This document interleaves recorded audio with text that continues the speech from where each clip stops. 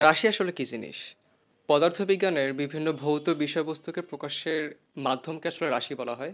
সেই রাশি হচ্ছে ২ প্রকার। রাশির মধ্যে একটা হচ্ছে ভেক্টর রাশি আর একটা হচ্ছে স্কেলার রাশি। তো স্কেলার রাশি হচ্ছে সেই সমস্ত রাশি যাদেরকে প্রকাশ করার জন্য শুধুমাত্র মানের প্রয়োজন হয়। কিন্তু ভেক্টর রাশি হচ্ছে তারা যাদেরকে প্রকাশ করার জন্য মান এবং দিক উভয়েরই প্রয়োজন হয়।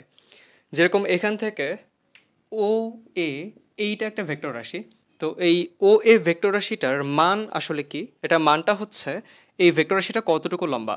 অর্থাৎ এই ভেক্টর রাশিটা যদি এল দৈর্ঘ্যের হয় সেক্ষেত্রে এই ভেক্টর রাশিটার মান হবে এল, এল ইউনিট, এবং এই ভেক্টর রাশিটার ডিরেকশনটা হবে মাতৃ অক্ষের সাপেক্ষে পজিটিভ দিকে। এটা কত ডিগ্রি কোণ তৈরি করে সেটা। এখানে মাতৃ অক্ষের সাথে ও এ ভেক্টরটি পজিটিভ দিকে থেটা অ্যাঙ্গেল তৈরি করে বা থেটা কোণ তৈরি করে। তার মানে ভেক্টর রাশিটার ডিরেকশন হবে থেটা। Thank you everyone.